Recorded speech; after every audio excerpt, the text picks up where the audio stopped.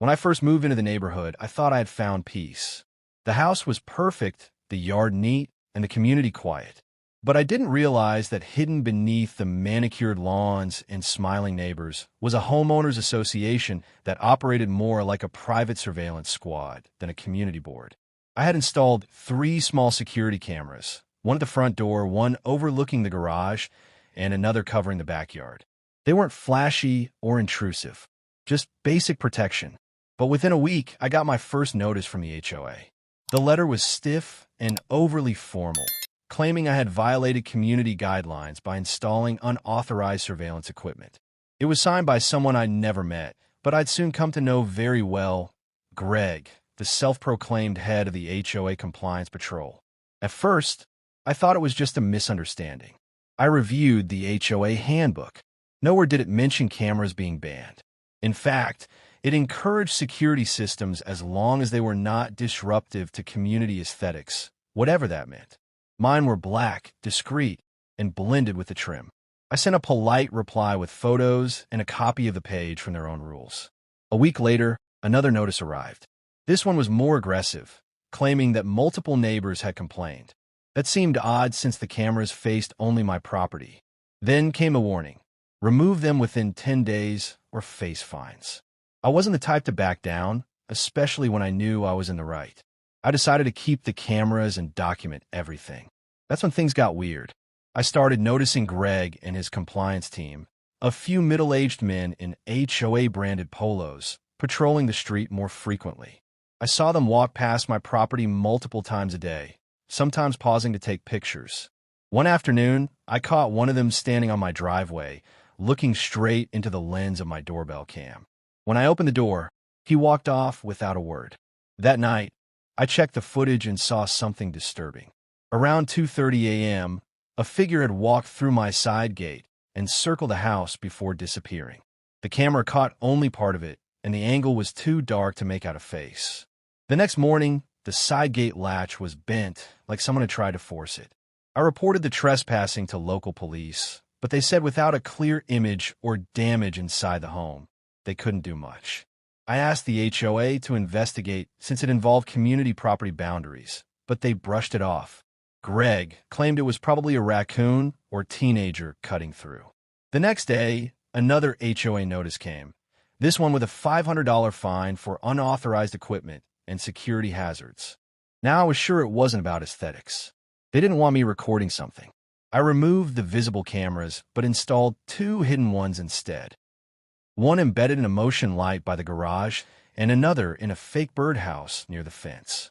I didn't tell anyone, not even my next-door neighbors. The cameras had night vision and better clarity than the original ones. Days passed, and nothing happened. I almost thought the issue was over. Then, 3 nights later, movement triggered the hidden camera by the garage. I checked the feed and saw 2 men in HOA polos walking across my yard, flashlights in hand. One of them carried a clipboard, and the other had what looked like a small toolkit. They walked around to the side of the house and disappeared from view for a few minutes. When they reappeared, they left through the side gate, quietly shutting it behind them. My fence latch was now completely broken. I was furious but stayed calm. I copied the footage to a hard drive, printed still images, and backed up everything in cloud storage. Then I waited. A new letter came the following week, this one threatening legal action if I didn't comply. They accused me of creating a hostile surveillance environment. That same day, a neighbor stopped by and whispered something I wasn't ready for. He'd seen Greg and his crew entering my yard at night, too. They thought no one was watching since I'd taken down the original cameras. He said, "I don't trust those guys. You might want to talk to someone higher up." Now I knew I wasn't imagining things. They were using the HOA as a cover to intimidate and harass. And I had caught them red-handed. The only question was, what was I going to do with the footage? The next morning, I decided to pay a quiet visit to the city zoning office. I brought along the footage and all the HOA letters. The clerk raised her eyebrows as she flipped through the printouts, especially the photos of men on my property at night. She directed me to the city's legal compliance advisor, who took a more serious tone after watching the video. "They have no authority to access your property without notice or consent," she said flatly. "That's trespassing." And if they damaged anything, you have a strong case. I left her office with a folder full of resources, including state statutes on private property rights and a referral to a local attorney who specialized in HOA abuse. I didn't go straight to the lawyer. Instead, I returned home and kept watching. The hidden cameras recorded everything, day and night. Within the next few evenings, the same two men returned, this time with a third. They crept around the side yard, shone flashlights at my shed, and appeared to inspect my utility box. I couldn't tell what they were looking for, but it was clear they were trying not to be seen. I compiled the footage and started building a timeline. I knew I needed more than just video, I needed voices. So I bought a motion-activated audio recorder and placed it behind a fence near the back patio. I waited again. The next time they came, I finally got something concrete. They spoke softly, but the recorder caught it. Greg's voice was unmistakable. He's hiding something.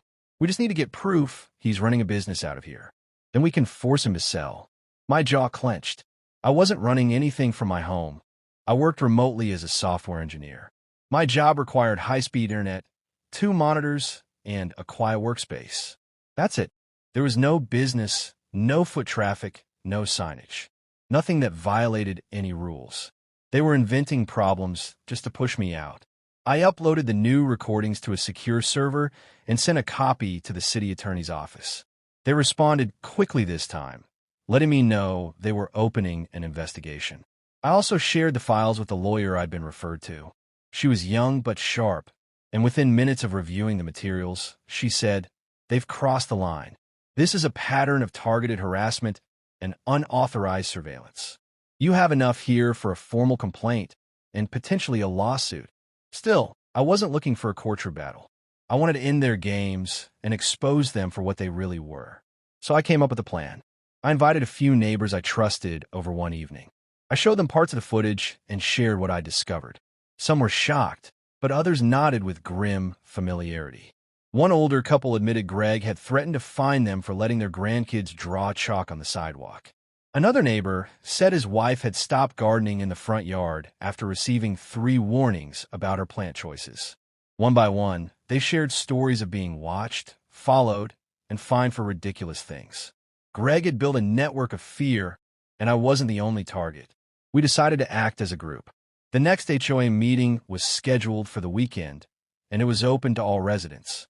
Normally, no more than 6 or 7 people showed up, but we spread the word. Flyers were discreetly handed out, and private chats buzzed with details. When Saturday arrived, more than 30 people filled the community center. Greg looked visibly unsettled as he walked in and saw the crowd. He tried to begin the meeting with the usual dull agenda, but I stood up and asked to speak. I played a short montage of the security footage on a portable projector. The room went silent. People gasped, whispered, and stared at the screen as Greg and his crew trespassed across my yard under cover of night. Then I played the audio, the part where they discussed trying to force me out.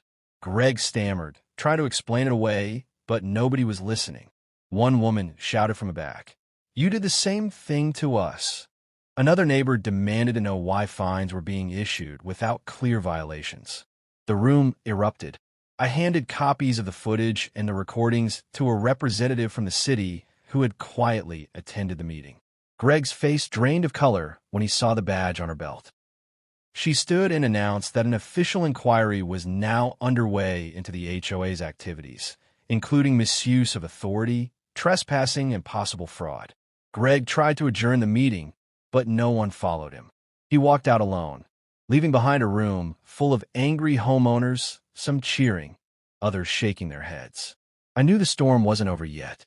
There were still layers to peel back, financial records, fake fines, backroom deals, but the neighborhood had finally woken up.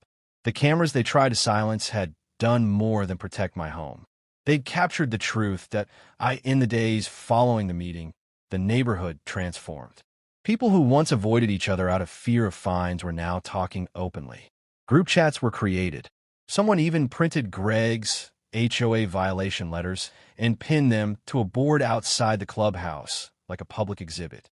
The city launched a full audit of the HOA's operations, and investigators showed up asking questions Greg could no longer dodge. Paperwork was seized, computers taken, and former board members were contacted. That's when everything started unraveling. The audit revealed unauthorized use of funds, payments to contractors linked to Greg's brother-in-law, and dozens of violations issued without documentation. Greg had built a petty empire on fake authority, and it was collapsing fast. My lawyer filed a formal complaint, not just against Greg, but against the HOA as an entity. Trespassing, harassment, damage to private property, all backed by clear evidence. The city also found Greg had submitted false reports about my cameras, claiming they pointed at neighbors' homes when the footage showed otherwise. The audio clips confirmed his intent to intimidate me, fabricate violations, and misuse his role to target homeowners he personally disliked. Local news picked up the story, especially after someone leaked the HOA surveillance videos online. Headlines read, "HOA caught spying on residents," and "Hidden cameras expose abuse of power." It spread fast. With the pressure mounting, Greg resigned suddenly. He left a printed statement on the clubhouse door blaming political correctness and misunderstood intentions, but nobody bought it. The rest of his compliance team disappeared with him. Interim elections were held, and this time, residents actually showed up to vote. A retired schoolteacher, a small business owner, and a former military officer were elected to lead. They immediately announced plans to revise the HOA charter, remove outdated clauses, and introduce a grievance system that actually listened to homeowners. People started smiling at each other again. The neighborhood that once felt like a cold, silent grid of rules now buzzed with activity. Kids played freely on front lawns. Chalk drawings reappeared on sidewalks. Garden gnomes, once banned, popped up like symbols of quiet rebellion. And those cameras they hated? They became a symbol of change. Residents asked where they could get some. I helped install a few for neighbors who felt unsafe or wanted peace of mind. The HOA no longer had power to fine without evidence, and every warning had to go through a proper review. A few weeks later, I got a letter, not from the HOA, but from the city council. They were starting a task force on HOA abuse and wanted to consult with residents who had experienced misconduct firsthand. My footage had sparked more than local change. It had inspired action at a broader level. They were considering legislation requiring HOA boards to register with the city and provide annual audits. For the first time, homeowners wouldn't be powerless. I never wanted to be at the center of all this. I just wanted to feel safe in my own home. But when someone tries to scare you into silence, the worst thing you can do is back down. What started with 3 small cameras turned into something none of us expected, a movement, one that proved accountability doesn't always come from big institutions. Sometimes it comes from a quiet lens, a steady hand, and the courage to press record. Now, when I walk through the neighborhood, I see the changes everywhere. The birdhouse camera still sits near my fence, but it hasn't recorded anything suspicious in weeks. The gate is repaired, the latch secure. More than that, trust has started to grow. Neighbors who never used to wave now stop to chat. Some ask if I've heard the latest update on the new HOA policies. Others just say thank you. But the best moment came last weekend when a family across the street invited everyone for a cookout. As we stood in their backyard laughing and sharing food, someone raised a glass and toasted to the cameras that saved the neighborhood. It wasn't just about surveillance. It was about standing up when it mattered. And it reminded us all that communities aren't built on rules. They're built on people.